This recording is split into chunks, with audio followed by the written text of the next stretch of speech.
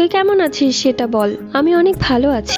জামাই কেমন আছে? হ্যাঁ, সেও ভালো আছে। কবে থেকে তোকে দেখি না, তোকে দেখার জন্য মনটা কেমন করে। তোর বাবা সারা দিন শুধু তোর কথাই বলে। সালমানের মন খারাপ তো সারাদিনই থাকে তোর জন্য। আর আমার কথা কি বলবো, সারাক্ষণই এদিক ওদিক তাকালে তোর চেহারাটা ভেসে ওঠে। তা জামাইকে নিয়ে একদিন আয় না তোর বাপের বাড়িতে। ঠিক আছে, আসবো। তবে আমার শাশুড়ি মাকেও সাথে করে নিয়ে আসবো। হ্যাঁ হ্যাঁ, তা তো অবশ্যই। ঠিক আছে মা, রাখছি। আমি কবে আসবো তোমাকে জানাবো। আমি আমার শাশুড়ি মাকে বললাম আমার মা আপনাদেরকে যেতে বলছে। এই কথা শুনে আমার শাশুড়ি মা তো ভীষণ খুশি। তিনি ছোট থেকেই অনেক বেশি গ্রাম পছন্দ করে, কিন্তু গ্রামে ওইরকম একটা আত্মীয় স্বজন না থাকার কারণে আর যাওয়া হয় না। কি বললে বৌমা?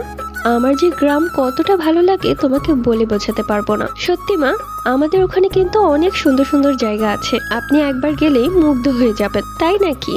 তা কবে যাবে বলো না বৌমা? আপনি যেই দিন বলবেন সেই দিনই। মা বলেছে যাওয়ার একদিন আগে তাকে ফোন করে জানাতে। ঠিক আছে, তাহলে চলো আমরা কালই যাই। তা না হয় ঠিক আছে, কিন্তু আপনার ছেলে সে কি আমাদের সাথে যেতে চাইবে? জানি না, ওর কথা বলতে পারি না। একদম চিন্তা করবেন না মা, আমি এখন ঘরে যাচ্ছি। এরপরই সে আপনার কাছে এসে বলবে সেও আমাদের সাথে যাবে। কিন্তু কিভাবে? একটু থাকুন, আমি আসছি। এরপর আমি বেডরুমে গিয়ে বললাম আমি আজকেই থানায় যাব আপনার নামে অভিযোগ করতে। কিন্তু কেন?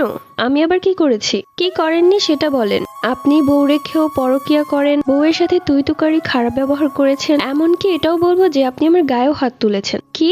আমি আবার কবে তোমার গায়ে হাত তুললাম? জানি না, কিন্তু আমি তো গিয়ে বলবো। আজব তো, এখন আমি আবার কি করলাম যে তুমি আমাকে এভাবে হুমকি দিচ্ছ? একটা শর্তে আমি এগুলো কিছুই বলবো না। কি শর্ত? কিছুক্ষণ আগে আমার মাকে ফোন করেছিলাম, সে বলেছে আমাদের সবাইকে গ্রামে যেতে। অসম্ভব, ওই গ্রামে আমি যাবই না। ওইখানে সব মূর্খ মানুষরা যায়। কেন? গ্রামে যারা থাকে তারা কি মানুষ না? মানে শহরে যারা থাকে তারাই মানুষ? আমি সেটা বলিনি, কিন্তু গ্রাম আমার পছন্দ না। আমি এত কিছু বুঝি না। আমার বাবা মায়ের কাছে তার একমাত্র মেয়ের জামাই আপনি। তাই আপনি যদি আমাদের সাথে না চলেন তাহলে আমি অন্য পদক্ষেপ নিতে বাধ্য হব। সালেহা, তুমি এই হুমকি দিয়ে আর কতদিন আমাকে আটকে রাখবে? যতদিন আপনাকে আটকে রাখতে পারবো ততদিন। ঠিক আছে, বলো কবে যাবে? কালকে যাব। আপনি এখন মায়ের কাছে গিয়ে বলবেন যে কালকে আমরা যাচ্ছি। ঠিক আছে।